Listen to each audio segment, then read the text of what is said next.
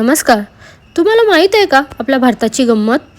एका डिशला अनेक नाव आहेत. प्रत्येक स्टेटनुसार प्रत्येकाचे नाव वेगवेगळे. आज आपण अशीच डिश पाहणार आहोत. गुजरातीत दाल ढोकली, तर महाराष्ट्रात चोकोला किंवा वरणफुल, राजस्थान वडी बेसन की सब्जी, तर उत्तर प्रदेशात वडी की दाल आणि मध्य प्रदेशात दाल पिठी. अशी किती नावे जरी असली तरी डिश मात्र एकच आहे. चला तर मग सुरुवात करूयात. तूर डाळ, मूग डाळ दोन्ही मिक्स करून एक वाटी घेतली आणि त्यात अर्धी वाटी हरभरा डाळ घातलं आणि ते छान स्वच्छ धुवून घेतलं आणि मी त्यात अर्धा ग्लास पाणी घालून घेतलं आणि त्यात हिंग आणि हळद घालून छान त्या कुकरमध्ये 3 ते 4 शिट्ट्या होऊ दिल्या. कुकर होईपर्यंत आपण कणिक तिंबून घेऊयात.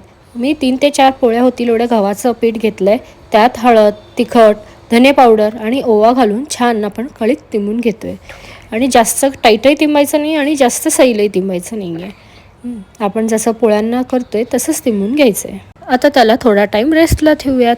आता आपण दाल करायला सुरुवात करूयात. एका कढईमध्ये 2 ते 3 चमचे तेल घालून घेतले. त्यात जिरे, मोहरी, 4 ते 5 मेथी दाणे, हे महत्त्वाचं आहे बरं काय. आणि त्यात कढीपत्ता, हळद आणि कांदा घालून छान असं गोल्डन परतून घेतलं आहे.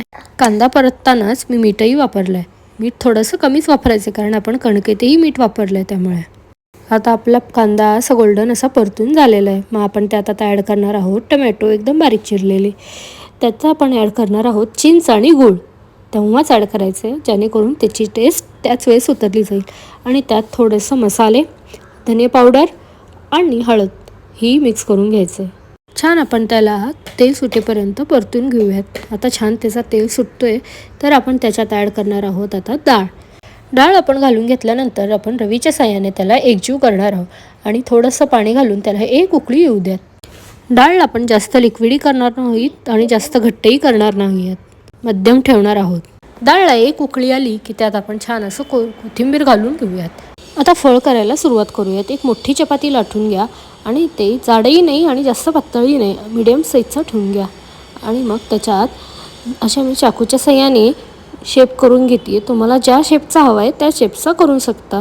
मी स्क्वेअर शेपचा करून घेतला आहे तर तुम्ही कोणत्या शेपचाही करू शकता. एका कढईमध्ये 1 ग्लास पाणी घालून त्यात हळद आणि तेल घालून आपण उकळायला ठेवूयात आणि आपण केलेले फळ त्यात घालून एक उकळी आणूयात. असे केल्याने ते एकमेकांना चिटकत नाही. फळ छान शिजल्यानंतर आपण ते झाराच्या साहाय्याने आपण डायरेक्ट डाळमध्ये घालून घेऊयात. झाला मग आपली दाल ढोकली तयार. मग त्याला एक मस्त तुपाचा आपण तडका देऊयात. तुपाशिवाय दाल ढोकली अपूर्ण आहे बरं काय. आता आपण सर्व करायला घेऊयात. एका डिशमध्ये काढून घेतलं आणि त्यावर कांदा, टोमॅटो आणि कोथिंबीर घालून शेव घालून मी घेतलं आहे. आणि काय झाली आपली दाल ढोकली तयार. काय मैत्रिणींनो, भूक लागली ना? चला तर मग तुम्ही सुद्धा ट्राय करा आणि कमेंट करून सांगा कशी झाली आणि कशी वाटली दाल ढोकली. व्हिडिओ आवडल्यास लाईक करा.